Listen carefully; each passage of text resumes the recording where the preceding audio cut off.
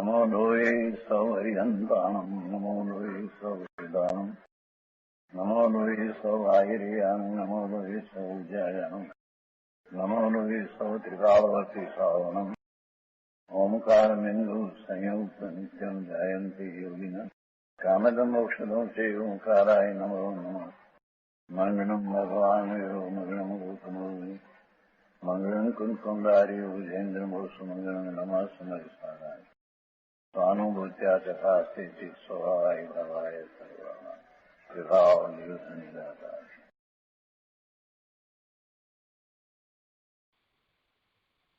પરમાત્મ પ્રકાશ આચાર્ય ભગવાન યોગિન્દુ દેવ રચિત પરમાત્મ પ્રકાશનો સ્વાધ્યાય આપણે કરી રહ્યા છીએ. એમાં 92મી ગાથા સુધી આપણે સ્વાધ્યાય પૂરો કર્યો છે. હવે આજે આગળ 93મી ગાથા લઈએ છીએ. 92મી ગાથા સુધી આત્મા શું નથી એની વાત કરવામાં આવી. એટલે હવે પ્રશ્ન થયો કે તો પછી આત્મા કેવો છે, આત્મા શું છે, આત્માનું સ્વરૂપ કેવું છે, અને એના ઉત્તર રૂપે આ 93મી ગાથા કહે છે કે યદિ પુણ્ય પાપ આદિ રૂપ પરમાત્મા ન ભવતી તર્હિ કીદશો ભવતી પ્રશ્ને પ્રત્યુત્તરમ. એટલે જો આત્મા પુણ્ય પાપ આદિ રૂપ નથી તો પછી આત્મા કેવો છે એના પ્રત્યુત્તર રૂપે આ 93મી ગાથા કહેવામાં આવી છે. ગાથા 3. આત્મા સંયમ શીલમ તપઃ આત્મા દર્શનમ જ્ઞાનમ આત્મા શાશ્વત મોક્ષ પદમ જાનન આત્માનમ. 93મી ગાથાના અન્વયાર્થમાં કહે છે કે આત્મા સંયમ શીલમ તપઃ निज गुण पर्याय का धारक ज्ञान स्वरूप चिदानंद ही संयम है. आत्मा संयम એમ કહ્યું એટલે એનો અર્થ કર્યો છે અહીંયા કે નિજ ગુણ पर्याय का धारक ज्ञान स्वरूप चिदानंद ही संयम है. शीलम तपः शील है, तप है. आत्मा दर्शनम ज्ञानम आत्मा दर्शन ज्ञान है. और आत्मानम जानन अपने को जानता अनुभवता हुआ. आत्मा शाश्वत मोक्ष पदम आत्मा अविनाशी सुख का स्थान मोक्ष का मार्ग है. इस कथन को विशेषतर कहते हैं. પછી એનો વિસ્તાર કરવામાં આવ્યો છે. તો આપણે ગાથા ગુજરાતીમાં લઈએ અને એનો વિસ્તાર પણ ગુજરાતીમાં લઈએ છીએ. આત્મા પુણ્ય પાપ આદિ રૂપ નથી તો કેવો છે? શ્રી ગુરુ સમાધાન કરે છે અને 93મી ગાથા કહે છે. આત્મા સંયમ શીલ તપ આત્મા દર્શન જ્ઞાન આત્મા શાશ્વત મોક્ષ પદ જો કરી આત્મ પીછાણ. એના અર્થમાં કહે છે કે આત્મા સંયમ છે, આત્મા શીલ છે, આત્મા તપ છે, આત્મા જ્ઞાન અને દર્શન સ્વરૂપ છે અને પોતાને અનુભવતો આત્મા અવિનાશી શાશ્વત સુખ સ્વરૂપ મોક્ષપદ રૂપ છે. આત્મા સંયમ છે, આત્મા શીલ છે, આત્મા તપ છે, આત્મા જ્ઞાન છે, આત્મા દર્શન સ્વરૂપ છે. એ તો બધા ગુણની વાત કરી, પરંતુ વળી કહે છે કે આત્મા પોતે પોતાને અનુભવતો થકો અવિનાશી શાશ્વત સુખ સ્વરૂપ છે. એટલે અનુભવે છે તો શાશ્વત સુખ નો અનુભવ થાય છે અને એ જ મોક્ષપદ છે. શાશ્વત સુખની પ્રાપ્તિ એને મોક્ષ કહ્યો છે. મુક્તિ કહી છે, પણ મુક્તિમાં શેનાથી મુક્ત થયો? સર્વ કષાયથી મુક્ત થઈને પૂર્ણ વિતરાગ દશાને પ્રગટ કરી છે એવું મોક્ષ પદ છે. પણ એ તો નાસ્તિથી કથન કર્યું. અસ્થિપૂર્વક તો એ શાશ્વત સુખ શાંતિ આનંદને પ્રાપ્ત કરે છે શાશ્વત હંમેશ માટે, એ અસ્થિપૂર્વક કથન છે. આત્મા કેવો છે અને એમાં કેવો છે, એમાં અનંત ગુણનો વિસ્તાર તો કરીએ, પણ સાથે એ પોતે પોતાને પ્રાપ્ત કરી શકે, પ્રગટ કરી શકે. અને એ પણ પ્રગટ કરે તો શું પ્રાપ્ત થાય છે? તો કે શાશ્વત સુખ આનંદની દશા પ્રાપ્ત થાય છે. ક્યાં સુધી? અનંત કાળ સુધી. બહુ સરસ વાત મૂકી છે. આત્મા સંયમશીલ તપ, આત્મા દર્શન જ્ઞાન, આત્મા શાશ્વત મોક્ષ પદ, જો કરી આત્મ પીછાણ. ગાથાને મુખપાઠ કરવા જેવી છે, મોઢે કરવા જેવી છે. અહીંયા એનો વિસ્તાર કરતા કહે છે કે 5 ઇન્દ્રિય અને મનને રોકવું તથા 6 કાયના જીવોની દયા પાળવી તે બાહ્ય સંયમ છે. અને સ્વશુદ્ધ આત્મામાં સ્થિર થવાથી આત્મ સ્થિરતારૂપ અંતરંગ સંયમ થાય છે. જેને અંતરંગ સંયમ થાય છે એને બાહ્ય સંયમ હોય છે એવો જ નિમિત્ત નૈમિતિક સંબંધ છે. પરંતુ માત્ર બાહ્ય સંયમ પાળે છે એવો સંયમ છે તો કાંઈ અંતરંગ સ્થિરતા થતી નથી. સ્વરૂપની પ્રાપ્તિ કરવી, સ્વરૂપનો અનુભવ કરવો અને સ્વરૂપમાં સ્થિરતા રૂપ સંયમ એવું ચારિત્ર જે પ્રગટ કરે છે એને બાહ્યમાં સંયમ હોય છે, બાહ્યમાં એવું જ ચારિત્ર હોય છે. 28 મૂળ ગુણ સહિત મુનિના ચોખ્ખા દ્રવ્યલિંગનો વિચાર કરીએ છીએ તો મુનિને 7મા વૃત્તાંતની એવી દશા છે, પોતે દિવસમાં 1000 વાર પોતાના સ્વરૂપમાં જાય છે, શાંતિ આનંદનો અનુભવ કરે છે. તો બાહ્યમાં પણ એવું ચારિત્ર હોય છે. આગળ કહે છે કે તે અંતરંગ સંયમ રૂપ આત્મા છે.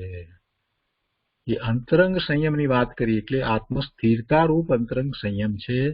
તો આત્મામાં સ્થિરતા રૂપ સંયમ એટલે આત્માની અનુભૂતિ, અને એ અનુભૂતિ એ જ આત્મા છે.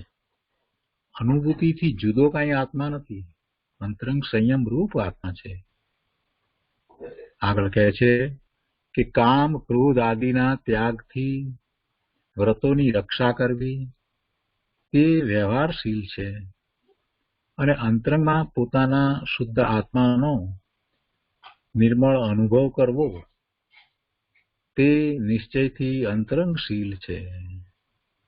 બાહ્યમાં વ્રત આદિ હોય છે, શ્રાવકને 12 વ્રત છે, મુનિને 5 મહાવ્રત છે, એવું ચારિત્ર હોય છે. પરંતુ મૂળ ચારિત્ર તો અંતરંગ છે. અંતરંગમાં પોતાના શુદ્ધ આત્માનો નિર્મળ અનુભવ કરવો. વસ્તુ નિર્મળ છે તો અનુભવ પણ એવો જ થાય છે, નિર્મળ અનુભવ થાય છે. અનંત ગુણ છે તો અનંત ગુણના ભવનરૂપ અનુભવ થાય છે.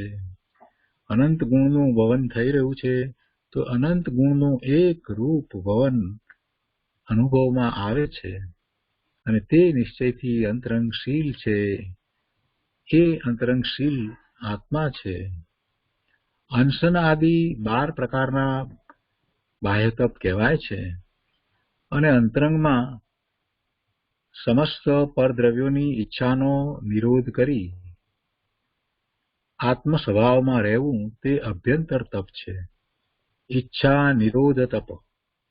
શાસ્ત્રમાં તપની એવી વ્યાખ્યા કરી છે, નિરોધ એટલે ઉત્પન્ન જ ન થવી, ઈચ્છા ઉત્પન્ન જ ન થાય એવું તપ હોય છે.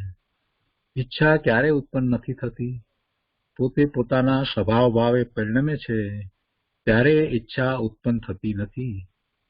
એટલે જેને બાહ્ય તપ છે એને થોડી શાંતિ છે, પરંતુ આત્માના અનુભવ વિનાની એ શાંતિને શુભ ભાવ છે એ ભવના ભ્રમણનું કારણ થાય એ સિવાય બીજું કાંઈ થતું નથી.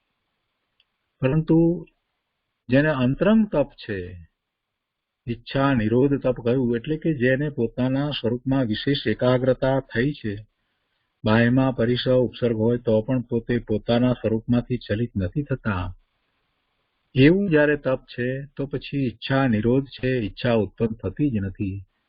અને એવા અંતરંગ તપની સાથે બાહ્ય તપ હોય છે, અને એ તપ છે એના દ્વારા નિદ્રા થાય છે. બાહ્ય તપથી નિદ્રા નથી થતી, પુણ્યના બંધ પડે, પરંતુ અંતરંગ તપ દ્વારા નિદ્રા થાય છે.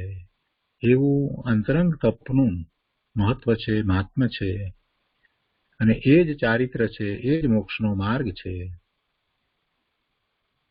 એ દ્વારા નિદ્રા થાય છે અને પોતે આગળ વધતા શુદ્ધિની વૃદ્ધિ કરતા કરતા પૂર્ણ દશાને પ્રાપ્ત કરે છે.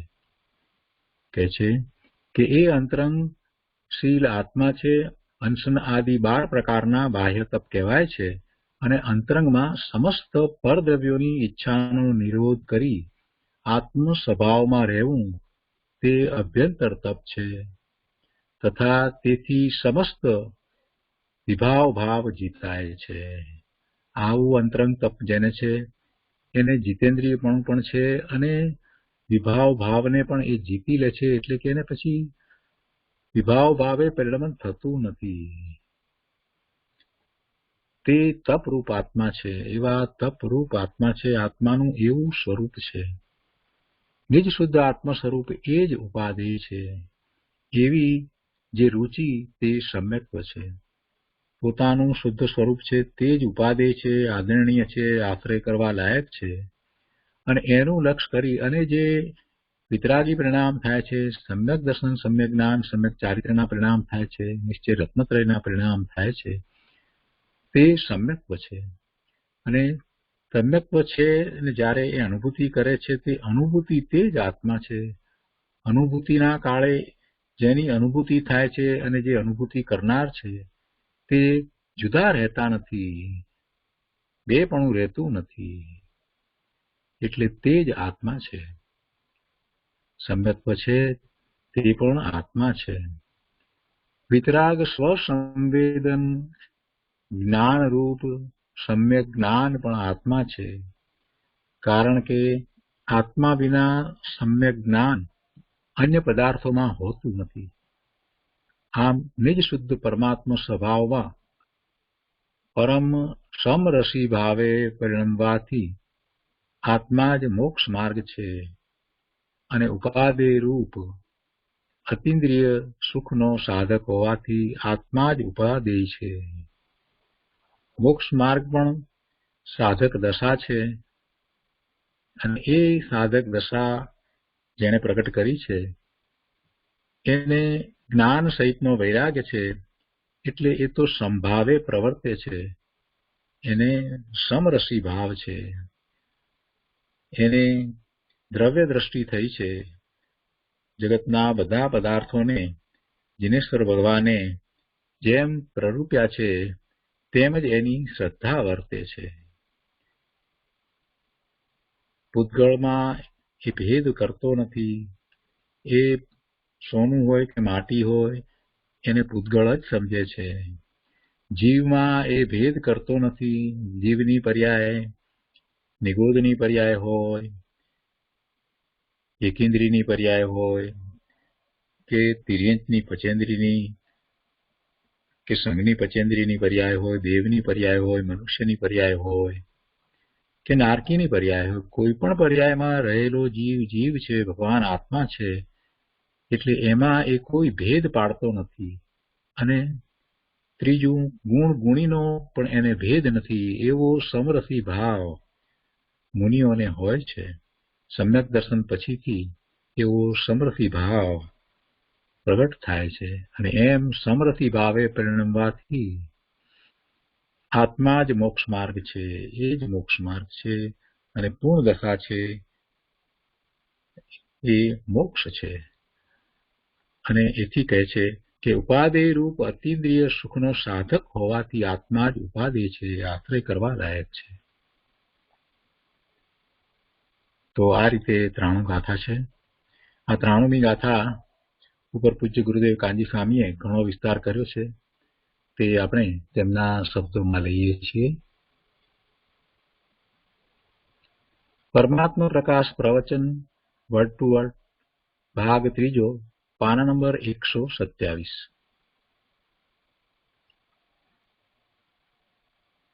परमात्मा प्रकाश ત્રાણું ગાથા ये 4-5 मिनट बनती है, उसमें भी 5-6 मिनट पीछे शेष ने प्रश्न किया कि यदि पुण्य पाप आदि आत्मा नहीं है तो कैसा है आत्मा है? 4-5 मिनट पीछे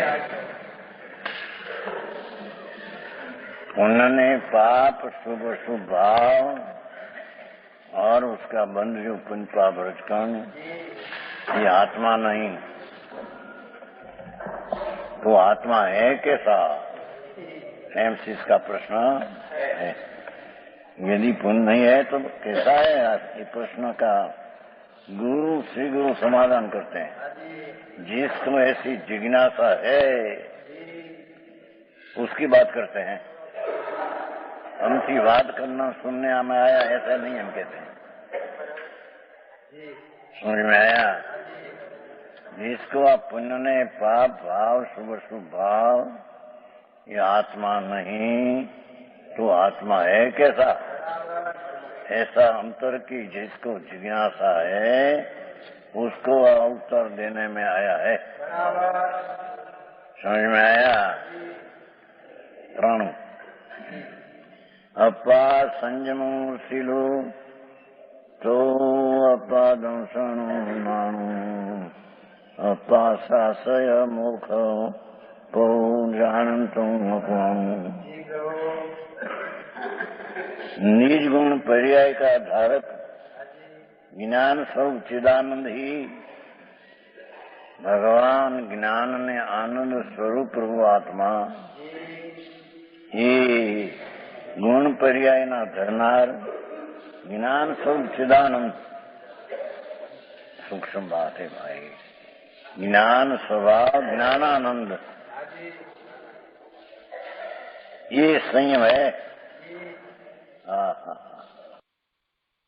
उसका नाम संयम है। भगवान चिदानंद आत्मा अपना अंतर आश्रय से निर्विकल्प वितरागी परिणति प्रकट करते हैं, उसका नाम संयम है। लोगों को व्रत नहीं करते हैं ना संयम, ये संयम नहीं। निश्चय यथार्थ संयम तो भगवान आत्मा अपना स्वभाव जो शुद्ध चैतन्य घन उसमें लीन होकर जो दशा उत्पन्न होती है उसका नाम संयम कहने में आता है। जो असंयम निवेक्षा इस संयम आत्मा है हम कहते हैं। उन पाप का भाव से रहित अपना आत्मा आनंद शुद्ध ज्ञानानंद उसमें लीनता रमणता पवित्रता जीवी शक्ति न स्वरूप है। ऐसी पवित्रता वितागती दिशा प्रकट होना उसका नाम संयम है। टीकाમાં પછી નિમિત્ત લેશે पंच महावर्त आदि विकल्प है स्वरूपનું संयम હોય उसका वो हो तो निमित्त कहने में निमित्त साधक कहने में आता है। निमित्त रूपी साधक ये पीछे टीका बनेगा। समझ में आया? आई तो पाठ में है सीधो भगवान आत्मा ज्ञानानंद स्वभावी परमात्मा पोती निज उसमें आनंद में लीन होना। अतीन्द्रिय आनंद की वर्तमान दशा में अतीन्द्रिय आनंद का बहुत स्वाद आना ये आत्मा उसको संयम कहते हैं। है शील शील उसको कहते हैं। अपना चिदानंद स्वभाव में वितराग भाव से रमना ये आत्मा का स्वभाव जो प्रकट होना वो शील है। बाकी ब्रह्मचर्य आदि शील तो व्यवहार विकल्प है। हाँ,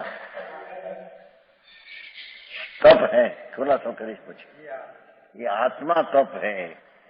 12 प्रकारना तप नहीं करती तो विकल्प है। अंतर में आत्मा आनंद थी प्रतपन करके, जैसा सुवर्ण में गिरु लगाकर सुवर्ण ओपित और शोभित होता है, ऐसे भगवान आत्मा अतीन्द्रिय ज्ञान ने आनंद से पर्याय में उग्रपणे शोभित होता है, उसका नाम तप कहने में आता है। समझ में आया? आत्मा दर्शन ज्ञान है, आत्मा संकित है। समझ में आया? भगवान चिदानंद प्रभु पूर्ण स्वरूप, उसकी अंतर में अनुभव ज्ञान का करके, ज्ञान स्वरूप का अनुभव करके प्रतीति होना, ये सम्यक दर्शनीय आत्मा है। समझ में आया? और ज्ञान आत्मा है, शास्त्र का ज्ञान आदि ये तो निमित्त है। अपना आनंद कंद का ज्ञान, सहजानंद स्वरूप प्रभु आत्मा, उसका ज्ञान, ये आत्मा का ज्ञान, ये आत्मा है। समझ में आया? शास्त्र का ज्ञान आदि ये तो निमित्त, जब यहाँ आत्मज्ञान करे तो उसके निमित्त साधक कहने में आता है। नहीं, जो आत्मज्ञान ने आनंद में प्रकट न करे तो निमित्त ने साधक पण कहने में आता नहीं। बात है। परमात्मा प्रकाश है तो परमात्मा इति आत्मा, आत्मा शील ने तप है। आत्मा विनाशी सुख का स्थान, मोक्ष का मार्ग है। भगवान आत्मा ही अविनाशी सुख, मोक्ष अथवा मोक्ष का मार्ग। सम्यक दर्शन ज्ञान चारित्र, ये भगवान चिदानंद प्रभु, उसके आश्रय से जो निर्मल दशा, वितरागी स्वसंवेदन दशा प्रकट हो, उसको यहाँ मोक्ष का मार्ग कहने में आता है। समझ में आया? बहु गाथा नीति से मूल सा मूल, जैन दर्शन नो मूल भावार्थ। इस कथन को विशेषता कहते हैं। ये तो शब्दार्थ किया है टीका। 5 इंद्रियां और मन का रोकना और छकाए के जीवों की दया का ये इंद्रिय संयम, प्राण संयम, ये तो विकल्प है। राग है। समझ में आया? ये वास्तविक संयम नहीं। पानी ने दोनों के बल से साधक, इंद्रिय दमन, छकाई का संयम, उस व्यवहार साधक के कर, निश्चय ज्ञानानंद का स्वाभाविक साध के कर, साधक भाव के निश्चय से अपने शुद्धात्म स्वभाव से स्थिर होने से आत्मा को संयम कहा गया। पंच महाव्रत आदि विकल्प है, वो निमित्त, और उसको छोड़कर अपना स्वभाव में आनंद, अतीन्द्रिय आनंद का उभरा समझते हैं? ये उफान आती तो पुली है, दूध में जो उफान आती है ये तो पुली है। वो तो 5 शेर दूध न फूल टके 10 शेर हो जाता है उफान होकर। समझ में आया? हाँ, तो अंदर मजबूत दृढ़ आनंद कंद में से अतीन्द्रिय आनंद की दृढ़ता प्रकट हो, अतीन्द्रिय आनंद का वज्र दशा प्रकट हो, उसको साध्य संयम कहने में आता है। આવી વાત બની है मेरा साधन ने तो आरोप किया क्या न करूं निश्चय अपना स्वभाव का साधन किया तो उसको वर्तमान व्रत आदि का विकल्प है व्यवहार साधक का आरोप कहकर का साधन का साधक है नहीं उसको कहना न व्यवहार बात है कि घनी बात साधक दो प्रकार का नहीं जेम मोक्ष मार्ग दो प्रकार का नहीं मोक्ष मार्ग का कथन दो प्रकार निरूपण मोक्ष मार्ग तो एक ही है निश्चय ऐसे संयम एक ही है अपना स्वरूप में वितरागी दशा प्रगट पर्याय में शांति वितरागता प्रकट करना वो ही संयम है प्राण और संयम के साथ राग की मंदता जो है उसको व्यवहार साधक का आरोप देकर व्यवहार साधक कहने में साधक है नहीं है तो बाधक ये ना व्यवहार है ये ना व्यवहार है क्यों नहीं मोक्ष मार्ग में 7वां अध्याय में बहुत दिया है पूर्णमल जी कहते हैं कि भगवान आत्मा राग विकल्प थी रहित अपना आत्मा का शुद्ध चैतन्य उसकी सम्यक दर्शन ज्ञान चारित्र दशा वही मोक्ष मार्ग है वही मोक्ष का मार्ग नाम कारण है पर साथ में राग की मंदता देवगुरु शास्त्र की श्रद्धा पंचमहाव्रत का विकल्प शास्त्र का विकल्प ऐसे सहचर निमित्त देखकर उच्चार से व्यवहार कहने में आया एक अक्षर फरे तो फरी जाएगी वैसे ऐसे क्या किया मोक्ष मार्ग प्रकाश पाचाई कोई दी क्या नवरा जती क्या जाऊं छे भाई क्या तारे रेवू छे एक एवो आत्मा जाए उनने पापना कोई भाव કર્યા છે तो ये रजकण में बंधाना है तो रजकण भाव तो है नहीं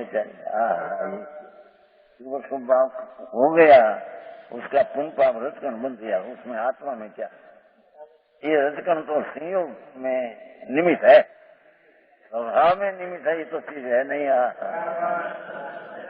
समझ में आया पर यहाँ चिदानंद भगवान का संयम आत्मा के आश्रय से जिसमें अतीन्द्रिय आनंद का उग्र स्वाद हो उसका नाम संयम है और वो संयम के साथ में पंचमहाव्रत का विकल्प आदि है तो राग उसको सहचर निमित्त देखकर व्यवहार साधक कहने में आया है આવી વાત છે આત્મા તો એક ही बात है आत्मा की पर टीकाकार बे बात निकाली समझ में आया है तो साधक अपना आनंद कर्ण प्रभु स्वभाव जो है वही स्वभाव परिणमन होकर आनंद आता है अंदर में वही संयम ने यथार्थ सत्य है पर साथ में ऐसी दशावान ने पंचमहाव्रत 26 गुण आदि का विकल्प साथ में सहचर निमित्त देखकर व्यवहार साधक का आरोप दिया है ऐसी बात है कहीं पण आमा फेरफार થઈ જાય તો વિરુદ્ધ દર્શન થઈ જાય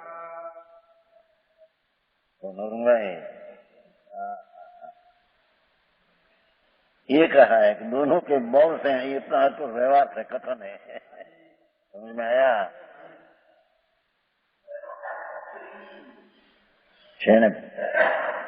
इंद्रिय संयम प्राण संयम बोले एनो संस्कृत में शब्द એટલે નિમિત્ત છે એનો આશ્રય છોડીને જે સ્વભાવની ચિરતા થઈ है इतना सच्चा संयम है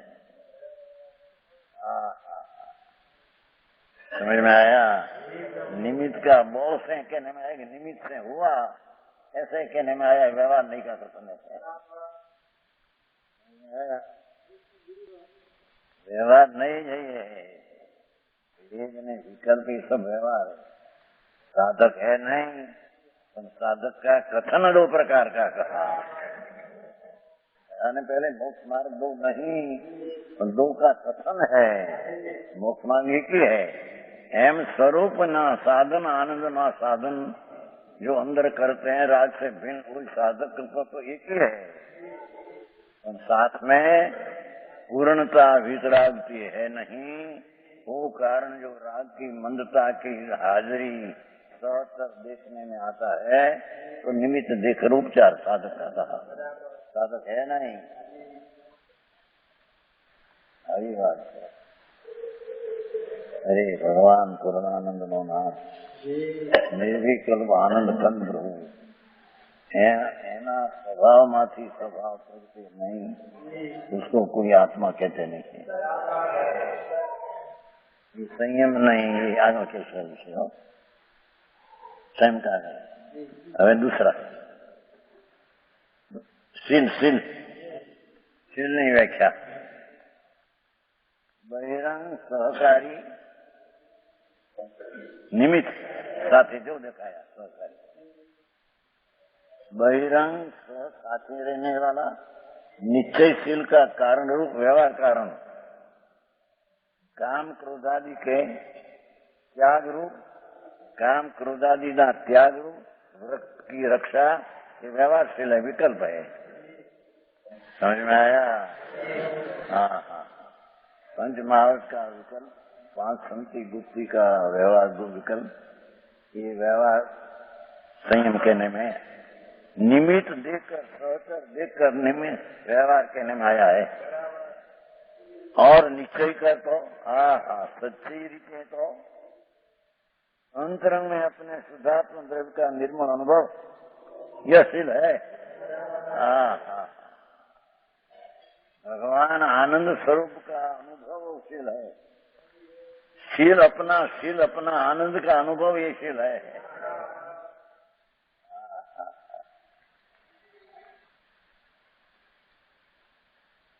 समझ में आया? सत्य कर देखिए तो अंतरंग में, अंतरंग बड़ा बहिरंग था। समझ में आया? कहीं थोड़ा पहले बहिरंग था, वो निमित्त सहकारी, अंतरंग, वो बहिरंग अंतरंग,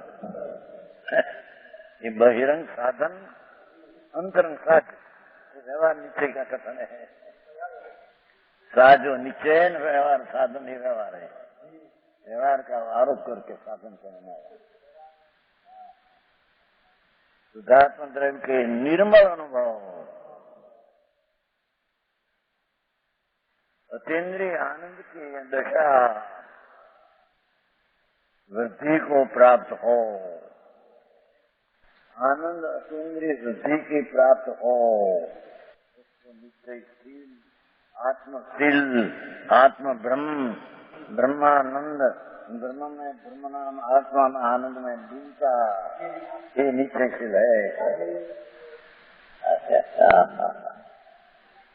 समझ में आया?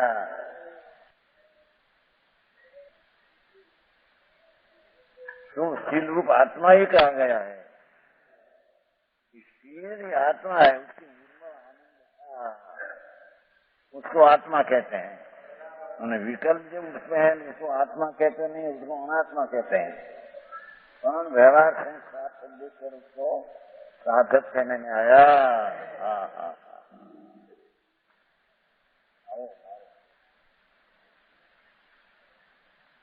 यहाँ तो एक ज बात लीजिए, भगवान आत्मा, भगवान आत्मा का विकल्प है, चिंता का विकल्प में रही और अल्पज्ञता से नहीं रही, पूर्ण सर्वज्ञ आनंद आदि के स्वभाव, इसका ध्यान में पकड़ कर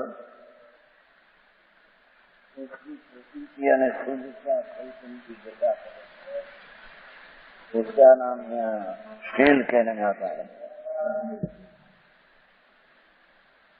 निश्चय शील है, सिंह को निमित्त का आरोप लेकर सहकारी के मैंने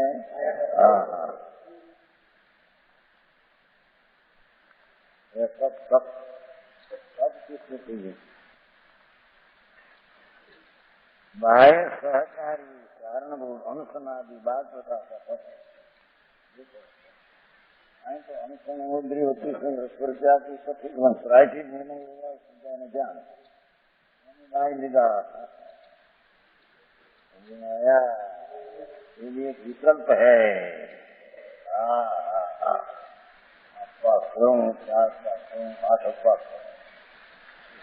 विकल्प है राग है आया ये सब नहीं अंतर नहीं सब में निमित्त रूप देखकर बाह्य साधन कहने में आया है मारे भाई અહીં તો અપવાસ કરે ન મળે ભાન સમ્યક દર્શન નહીં જ્ઞાન ક્યારે આનંદ ક્યાં બસ અપવાસ કરે નીકળ્યા ભરત પાળી સંબર ભરતી સંબર કપી નીકળ્યા થઈ ગયા હે ઉલટી ગંગા હોય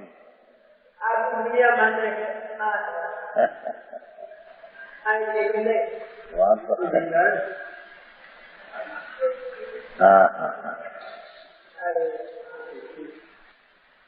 बाह्य सहकारी कारण अनसनादि अनुसंग करना अनुद्री करना रस परित्याग करना विनय करना ये सब व्यवहार विकल्प है ये अनुसनादि 12 प्रकार तप लिखा था ना एम तो अभ्यंतर तप ले लिया ये भी विकल्प है पराचित रहना विनय करना वियावत करना जाए ध्यान ये सब विकल्प है शास्त्र की स्वाध्याय ये भी विकल्प राग है आया अनुसनादि 12 प्रकार का तप उससे तथा निश्चय कर अंतरंग में सब परद्रव्य की इच्छा के रोकने से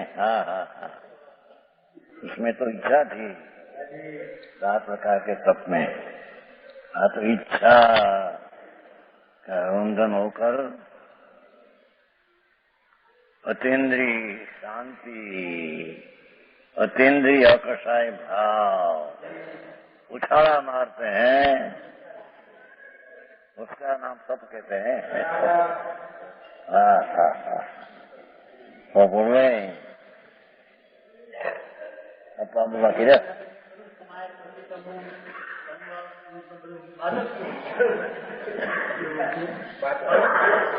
ini mainnya tuh baik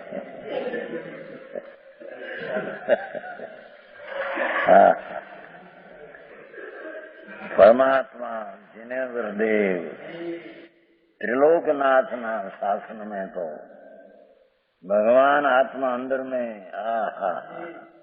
परद्रव्य की सब इच्छा रोकने से अंदर आनंद की दशा शांति शांति शांति शांति अकषाय स्वभावनी धारा है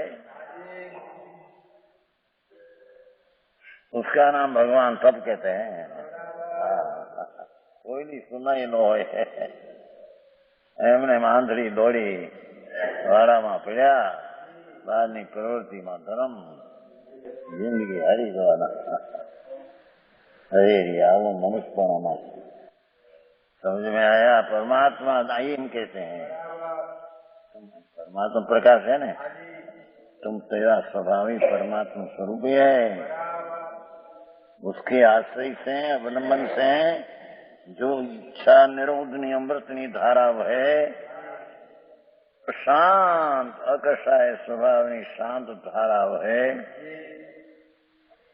उसको भगवान तप कहते हैं समझ में आया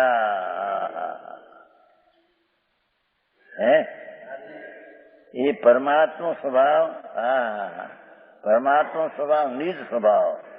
निज स्वभाव ज्ञान आनंद शांति वितरागता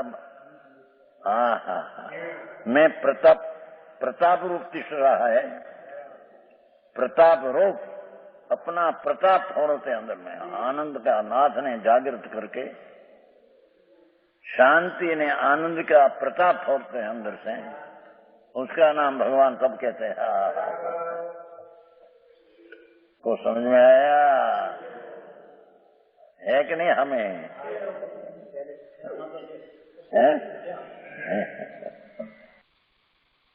घरना ચોપડા જોઈ આ તો જોયામાં શું ક્યાં હે? अच्छा बापा है क्या चाल्यो जैसे बापू અને કોઈ શુભ શુભ ભાવ કર્યા છે એના તો રજકણ બંધાઈ ગયા છે પરમાણુ. હવે એ રજકણ કઈ આપવાની શરણ છે? એ રજકણ તો સંયોગ આપશે, સ્વભાવ આપશે. હા હા હા.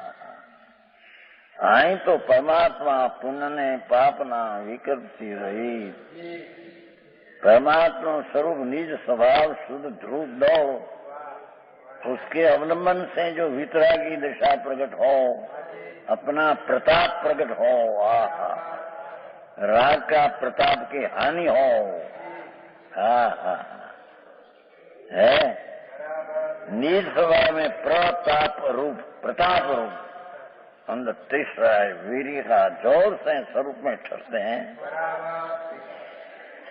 आनंद में ठहर जाते हैं, लीन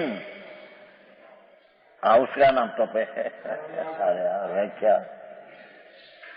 અહીં તો આપવા કીધા તો તપવા થઈ ગયો તપ. હા હા હા 8 દિન આપવા ચોવિયારા કરે તો ઓહો હો હો ભાઈ ભારી કરી અને એમાં પોર ચડાવી દે તો બહુ થઈ જાય. એક પોર એટલે એક 3 કલાક બીજે 8ના અપવાસને પારને, 8મને પારને પોર ચડાવે તો 25 અપવાસનું પોર ભૂલે નથી.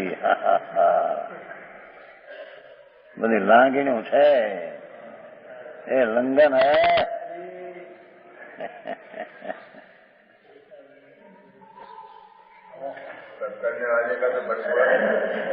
क्या किया? तप करने वाले का तो बरघोड़ा निकला. तप है क्या? तप वरघोड़ा करे भाई तुम्हारे जो सेठिया थे भारी के अप्पा के वखाण करेंगे वही कहीं बख्शी देवा जाए मोटा हार आपा के महीना 1.5 महीना ना. हाँ हाँ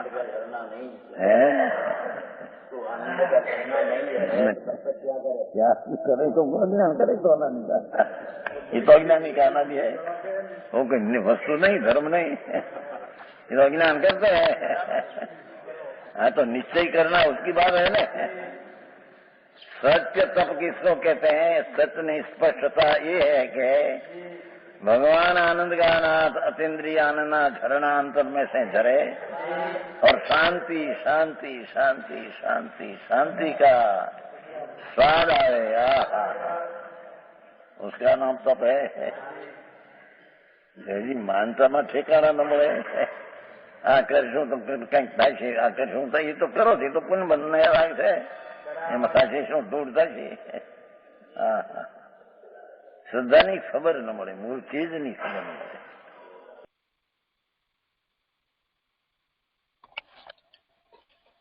આજનો સ્વાધ્યાય અહીંયા સુધી રાખીએ છીએ. 93મી ગાથાનો વિશેષ વિસ્તાર આપણે આવતી વખતે લઈશું. સુખ નામ અનંત